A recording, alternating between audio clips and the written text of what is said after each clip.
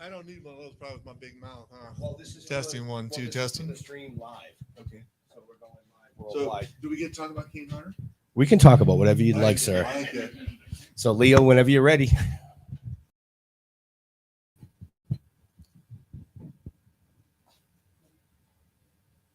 Does that mean we're live? Oh, we are?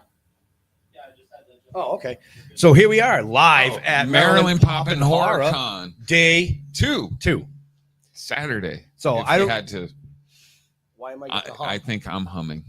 Is it I'm you? just Hum. watching the tag team here, back and forth. Right? I think it's Ooh. me because I'm in the middle, so it's a reflection of both. No, it's definitely me. Okay. Oh no, it's definitely you.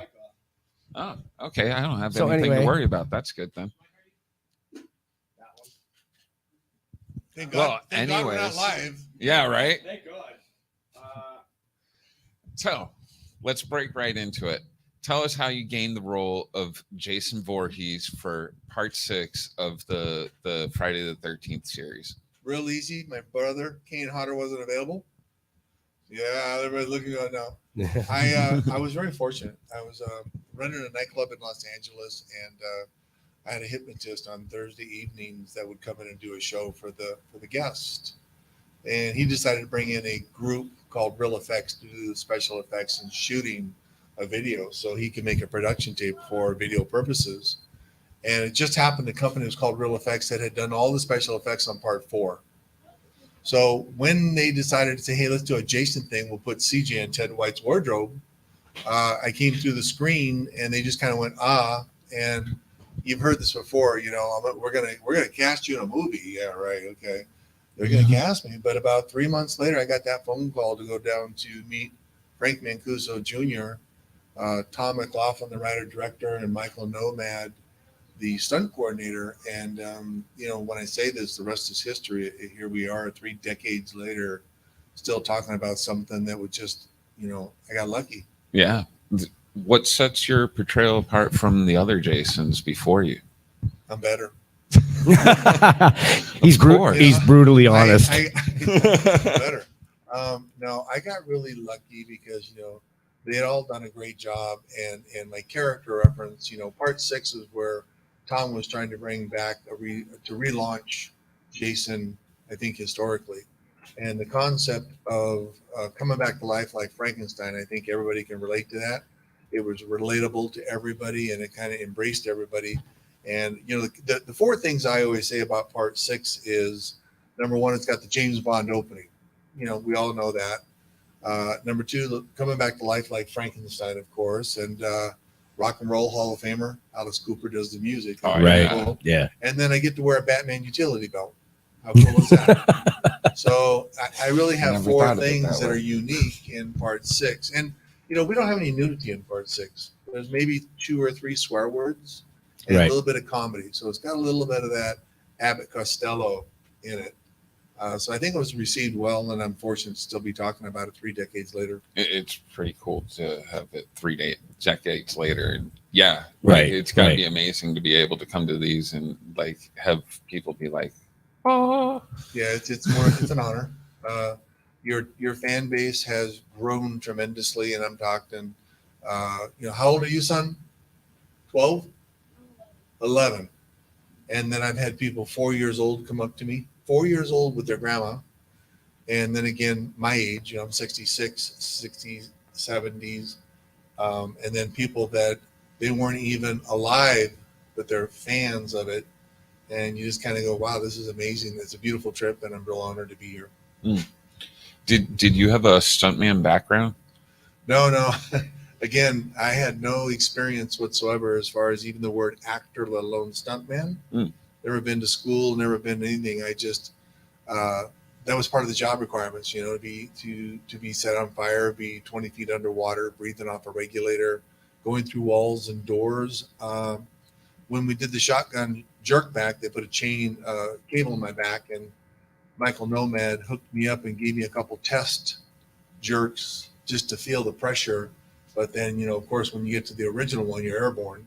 And all you feel is your feet being taken up underneath you. So no stunt experience. I'm proud that I still walked away. And more importantly, the actors around me, the faith they had in me to ensure their safety more importantly than mine, because they were allowing me, like Darcy allowed me to take her head and physically throw it into a camera and stop as close as I could get to the camera.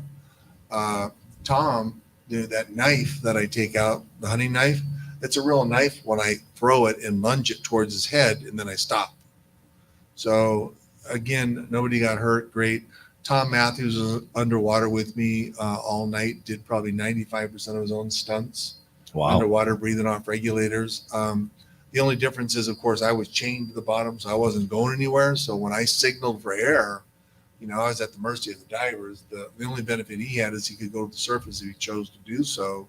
But at the same time, when you're cold and soaking wet and you're almost out of air, I'm not sure how far to the surface anybody's going to get. Right. That's just crazy.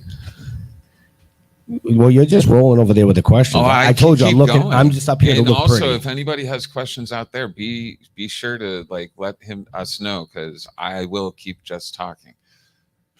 I was wondering what your choice of service were, because I see that. I was in the military. I was in the Army 49 years ago. So I got the last 2 years in AM, first 2 years of the Cold War. So I'm an old fart. Remember I said I was 66. But I'm very, again, I got an honorable discharge infantry. I'm a big fan of anybody that's military, including the members of the family, because they serve just as much as the person in uniform. Right. But I want to stop everybody right there. And I just want to, I do want to thank you for your service. It's one of the things. Come on, let's give him a hand. No.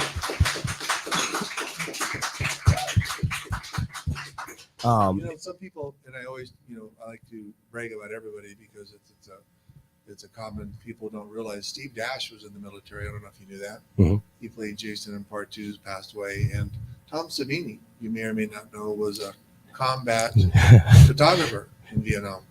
And a duck saved his life. And a lot of people don't talk about those things, but there's quite a few Really? that over the time Mm-hmm. served. I mean, even Tom Selleck served in the military. Right. I mean, there's some really unusual folks, not to mention, to twist this, how many folks have actually started part of their careers in horror movies that are mega stars today. Right. You know, Johnny Depp. Yeah. You think about it, it's like, wow, these people were in these movies. So, I mean, it's kind of interesting, the military and the horror side of it, that people have launched their careers off it. No, absolutely. I mean, one of the biggest things for us on our live show is that we always thank our veterans and first responders, because without them, we wouldn't be up here doing these fun things that we get to do, So again, thank you. So do we have other questions out there? Oh, that's it. Good night. All right. Freddy Krueger #1. First of all, thank you for your service, both of our grandpas were and mom as well. So thank you. I was wondering, obviously, besides the sixth movie, which Jason movies have Oh, geez, you know what? I thought Part 6 was the only one they did. Wasn't that when they started and finished? I mean, did I miss something in those days? Because, in the 60s and 70s, people were a little fuzzy. So, Grandpa would tell you that, right? Yeah, so maybe I missed some.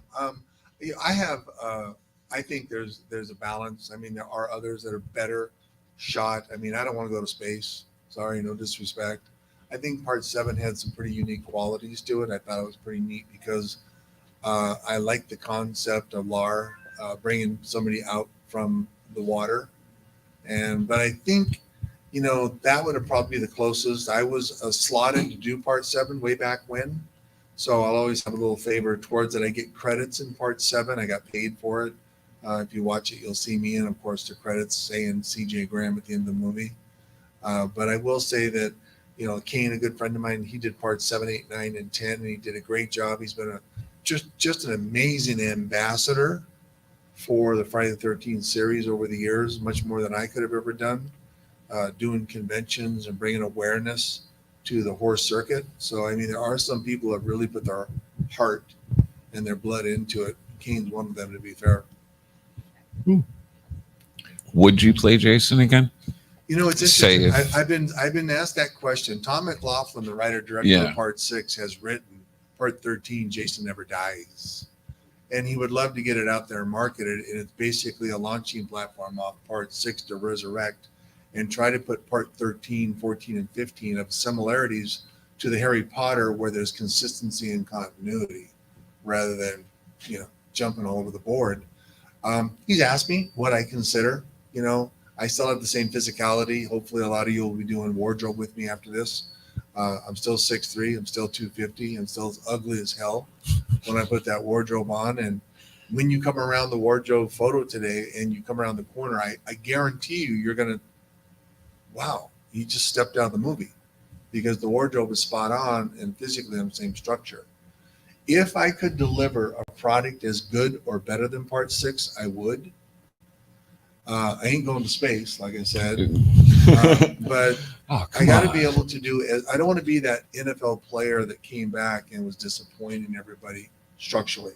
Right. When you're a little younger, you can tuck and roll pretty good. When you get older, you go thump when you hit the ground. And it hurts. So I got to be able to, I can do my stunts and do what was necessary. I mean, I could probably tape my knees up and all the above and pull it off. But again, it really comes down to, can I give you, the audience, a product as good or better than Part 6? Otherwise, I would pass the torch. Derek did the last one. Derek Mears, good guy. He's probably still raring to go.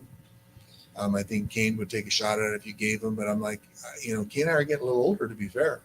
We could probably pull it off, though. I mean, that'd be kind of fun if Kane and I did it together. We worked on the stunts together. There's a similarities structurally. What about Jason Voorhees multiverse? I'm more of a, let me put it this way. Here's something. I'm a nerd. Sorry. I'm not really a fan of like Predator versus Alien. If one can't take the other in its own movie, so be it.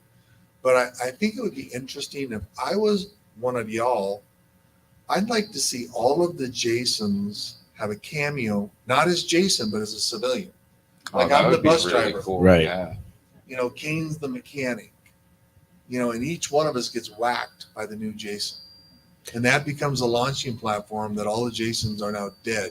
But everybody gets a shot to see who they were facially. And I think that would be just a nice little interesting twist, that we become the victims and victimized because we've done it for so many years.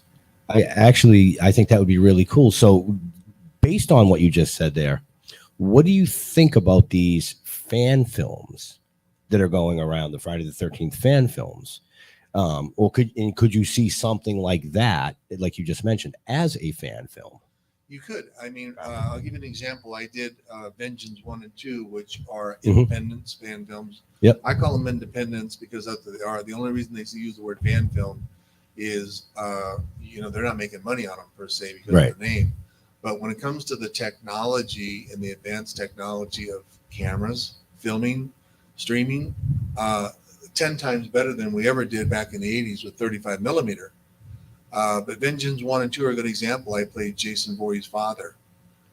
So I was Elias Voorhees. I grew a beard for 5 months, and I put this big old stringy wig on like a Viking, and I did Part 2. And then I came back, and you've got Never Hike Alone, which is one out there of similarities. Right.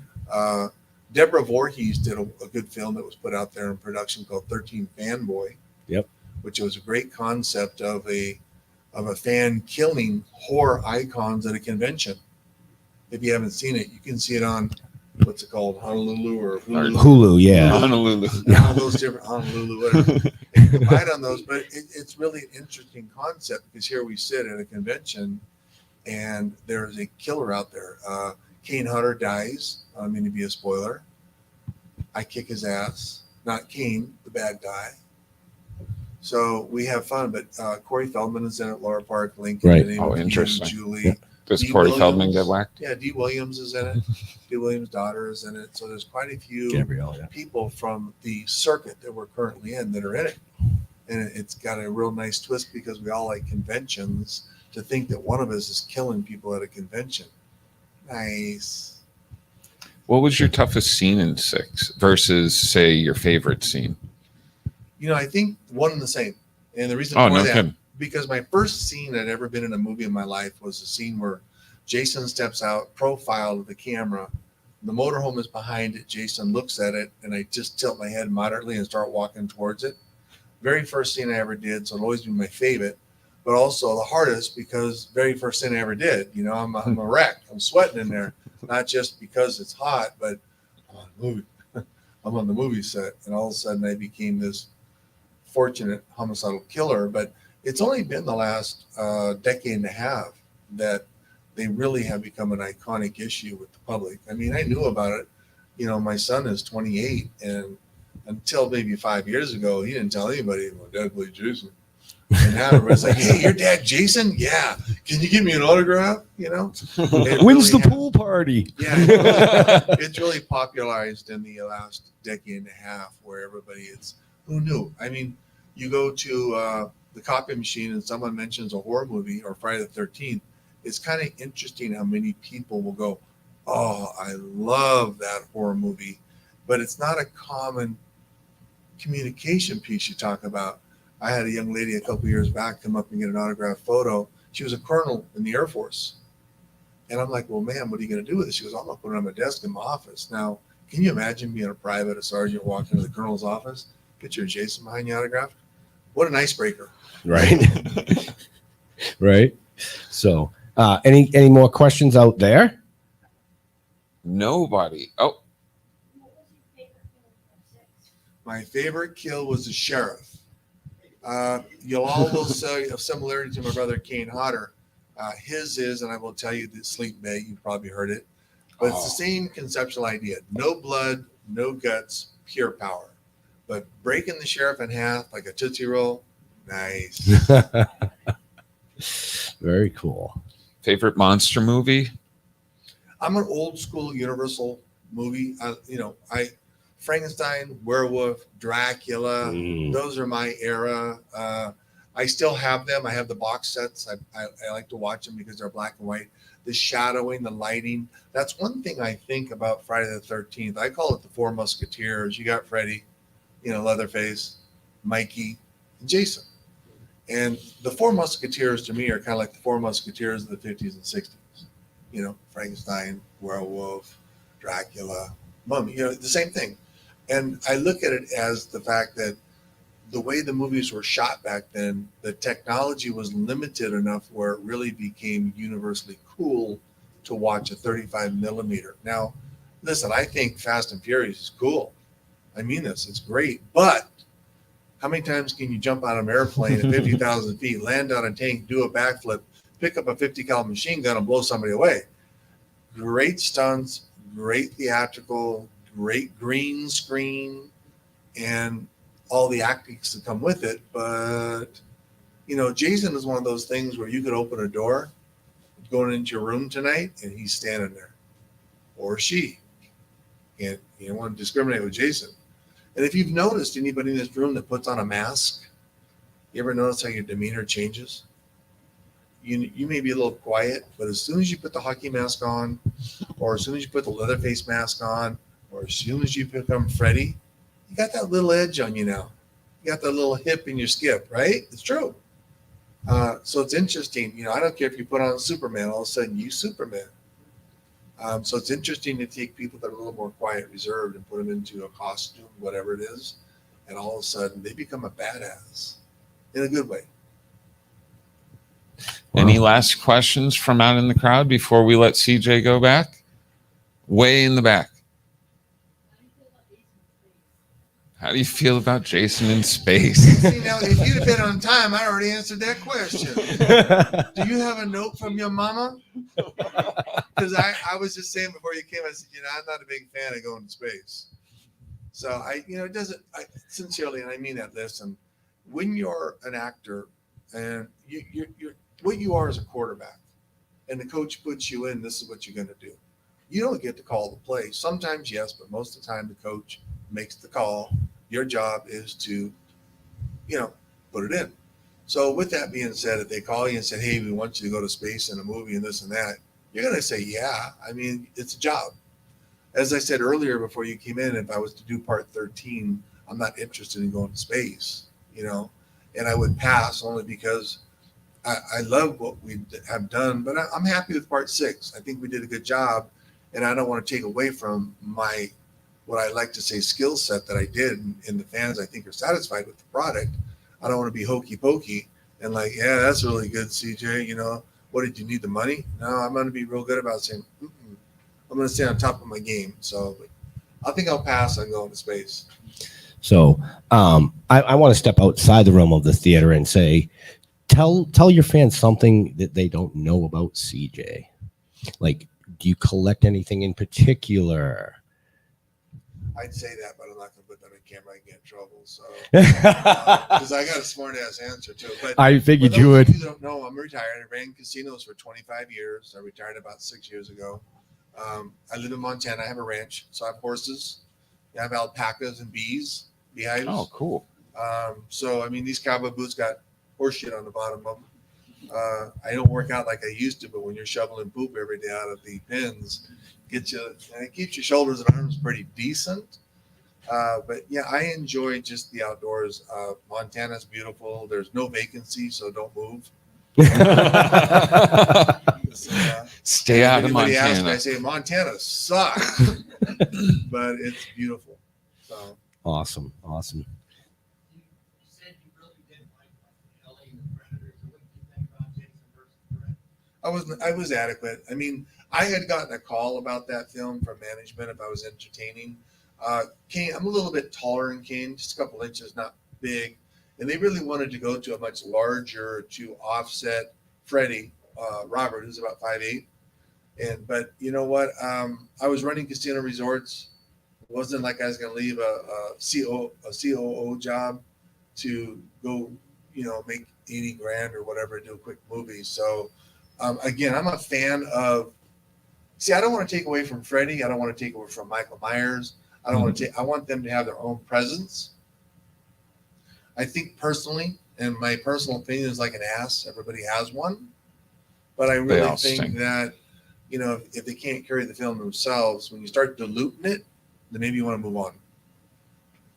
Again, it's an opinion, doesn't make it right. Some folks might like to see those, Predator versus Alien or Michael versus Jason, but me, it's not a right answer. It's just my answer. If that Very makes sense. cool. Very cool. And you don't want to take away from either or, because what if you're a Michael fan? Now, I will tell you, Michael Myers, for the record, real men, we use a machete, not an Outback steak knife. Right? You out there? You hear me, everybody? Where's Tony? Yeah. Y'all hear me? He's cutting up a steak right now. Yeah. So, but if y'all want to hang out with the Outback steak knife, rock and roll, that includes you with the Hawaii shirt on there. Yeah. I'm talking about you. I call it Hawaii Halloween, the Halloween shirt.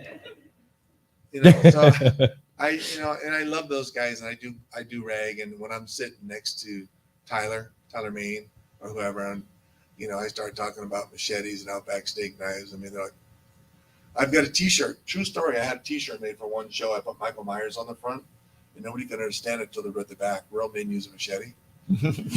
So I mean, it's like having 2 or 3 different brothers from 2 or 3 different mothers, and y'all just competitively always busting each other's chops. That's all. Right, it is. right. There's not intentional disrespect. It's just love and appreciation that we've all got this opportunity to capitalize on it. And for those of you that met anybody from the other, be it Michael Myers or Leatherface, RA or Bob, those guys, they're top notch. They're quality, they're fun, and they're very similar to I in similar ways. They're just very proud that y'all even care about us. So, you are a prankster.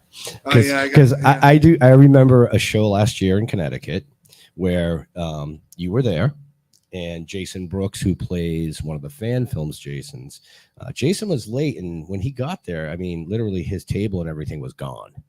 I have a problem with being tardy. Right? So the show starts 11, be there 10 till. Well, it's 20 after. Dude ain't showed up yet. So me and a couple other partners grabbed the table and moved it 2 rows over into another section. Kane Hodder, another one. Love Kane, my brother. He's always 30, 40 minutes late to the show. You all been there. Am I right? Look at everybody going, yeah. So what I do, his line will start developing. I'll jump up. So give me a second. I'll run over and apologize to everybody that he's constipated. And as soon as he cleans up, he'll be able to get down here. after a little while, he's still down. So now I go over and said, you know what? Prune juice isn't working. He's still working on it. And then I'll sign a couple of my pictures and slide them into his. So maybe an hour later, you have this BJ. He calls me BJ. BJ, you asshole. And he'll tear it up right there and throw it on the ground. So we do these little things. One time we did another show in Australia, and he was right there. That was the end of the show. Australia, and he was over by the bathrooms of the tent, and so I took a picture up there and put Kane's office with arrows, and he didn't notice it till the next day. Somebody said, "Why does it say Kane's office at the bathrooms?" And I was on the opposite side of the tent. BJ, you asshole! So, I have much respect and love, but I like to just. I can't take it serious. I mean, how fortunate I am to be sitting here talking to you. If I was going to take it serious, I'd be full of it. So, but on that note, we do have to let this amazing gentleman get back to his things, because he does have photo op. He has photo ops in about So- 30 minutes, full costume. So don't hesitate, And I'm not sure where. My understanding is you got to the front desk take the photos, but they'll give you an 8x10 color, if I understand correctly. I right? believe so. And Yeah. for those of you that want to come, so you understand, I'm not going to break character. So you can start talking to me all you want. You're not going to get a response. No disrespect. I'm Jason. Click, button goes up. For those of you that want to die, let me know how you want to die. And if there's a boy or a girl, the girl I usually whack, and the boy tries to stop, or usually I whack the boy, and the girl screams in the picture. But they're really great pictures. Take advantage of it. I've had the pleasure of doing them with other Jasons. And also, I do believe Tony is going to be in one today with me. Is that true? I am not 100% sure. They Okay. should just check at the front desk, because, they don't tell me any of that. Right. I do know online, because they'd asked me if I do a photo op with Tony and wardrobe, Michael Myers. So there might be an opportunity, if you really want to double up, to get both of us in your photo. And, like I said, Tony, he's bomb diggity. He's gold. So does that mean Tony's going to kill the person and you're going to kill Tony because you have the machete and he's got the steak I knife? can't give you secrets. Those are nuclear secrets. I was just curious to I that. got the football bag. You can't. See, so you have to go to the front desk, sign up, and I guess when you find out who kills who, can you come tell me? Because nobody tells me anything. Unless you're dead. Yeah, like literally, nobody tells me anything. They just go sit up there, look pretty. Again, everybody, thank you so much for being fans. Appreciate you more than you know. And I'm speaking not just for myself, but everybody in there. Those folks, they worked really hard for the opportunity to be who they are historically. And I just am in awe when I get to hang out with these folks. I'll be at a table and shocked that I got Alice Cooper next to me or William Shatner next to me. And the Fonz is down a little way. There's Lou Ferrigno over there. I'm like, this is kind of cool. But for me, it's an honor just to even be in the room with them. As I'm a fan like you. So when I see folks, I'm like, this is cool. But I'm a fan of the fans, because without you, I got nothing. So thank you. So let's give it up for CJ. All right. Wait a minute. I heard we were in Maryland, and I heard you guys were loud. So I said, let's give it up for CJ. Yeah. There we go.